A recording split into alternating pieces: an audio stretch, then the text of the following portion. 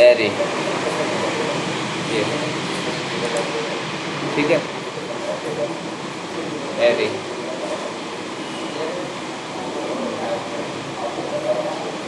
ठीक है, एरी में देखो क्या होता है, एरी के लिए हमें कोई एक छोटा सा ऑब्जेक्ट बना लेते हैं। जैसे मान लो एक सर्कल बना दिया होगा,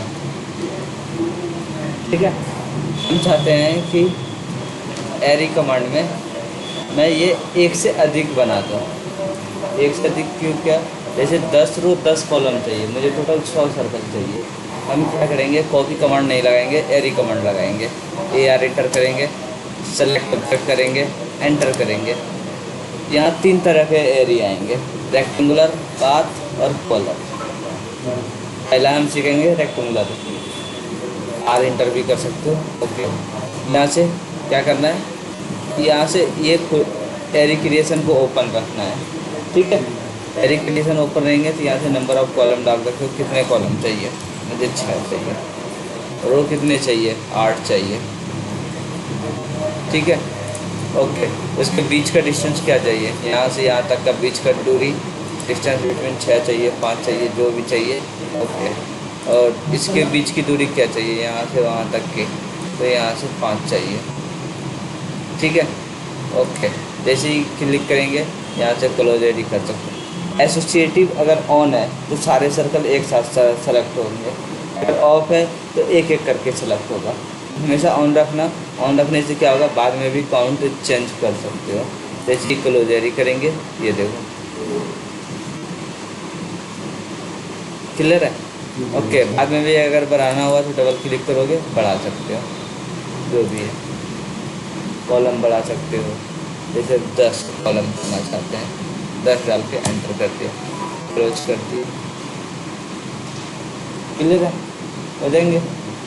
ठीक है, तो हमें सबसे पहला एडी कौन सा है, रेक्टेंगुलर एडी है। रेक्टेंगुलर कैसे करेंगे, देखो पाथ एरी में करने के लिए क्या होगा, तो हमें पाथ एरी के लिए पॉलीलाइन से या लाइन से या किसी भी चीज़ से ऑब्जेक्ट बनाना होगा। ठीक है, जैसे हमने पाथ एरी के लिए क्या करना होगा, कैसा भी ऑब्जेक्ट बना दिया। ठीक है, अगर इतना कुछ बनाए हैं, बस एक बार में सेलेक्ट होना चाहिए यहाँ से वहाँ तक। जैसे ये देखो, एक बार में सेलेक्ट हो रहा है यहाँ से वहाँ। ओके, हमने कोई भी ऑब्जेक्ट बना लिया, मान लो आपने सर्कल ही बना लिया, सर्कल लिया, यहाँ से क्लिक किया, जैसे यहाँ से 1 का 2 का जो भी लोग, तो यही चाहता हूँ कि इसके ऊपर ऐसे ऐसे फॉलो हो जाए। ठीक है, तो हमें क्या करना होगा, AR एंटर करना होगा, उसके बाद सिलेक्शन ऑब्जेक्ट देना होगा, सिलेक्शन इसको छोटे वाले को ही देना है। ठीक है, सिलेक्ट ऑब्जेक्ट, एंटर, एंटर करने के बाद PA एंटर करने के बाद सेलेक्ट पाथ कर्व। उसके बाद यहाँ से आइटम्स वैल्यू नहीं डाल सकते हैं इसको, क्यों, ठीक है, क्योंकि ये टोटल उतना ही आएगा जितना तक हमारा लाइन है ऑटोमेटिक। अब पहले इसके बीच की दूरी कम ज़्यादा कर सकते हो, जैसे ही बीच की दूरी कम ज़्यादा करोगे, नंबर ऑफ़ आइटम घटेगा, बढ़ेगा।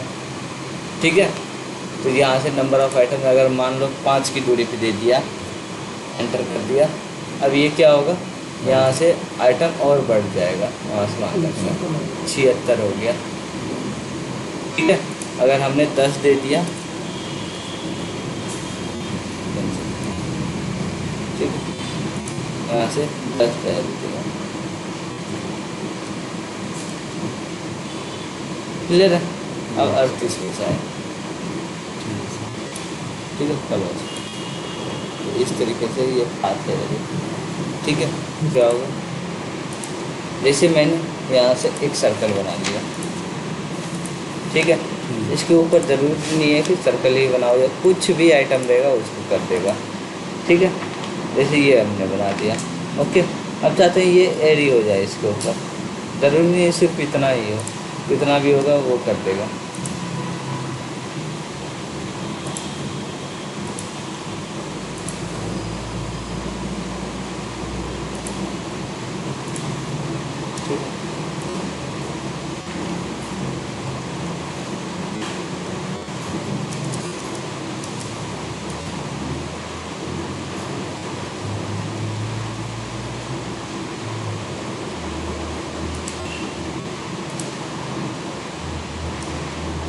Array, A R enter. ठीक है, सिलेक्शन ऑब्जेक्ट दे दो, एंटर कर दो। ठीक है, कॉलर के लिए पी ओ एंटर करो, सेंटर पॉइंट ऑफ रोटेशन। उसके बाद यहाँ से नंबर ऑफ आइटम, आइटम्स में 10 12 जो भी चाहिए, 13 चाहिए 13 डाल दो, उतने आइटम इसके ऊपर आ जाएगा। ठीक है, यहाँ से एस्केप करोगे। ये एसोसिएटिव है, ट्रिम इसी वजह से नहीं होता क्योंकि ये ऑन होता है। अगर ये ऑफ रहेगा तो फिर ट्रिम हो जाएगा।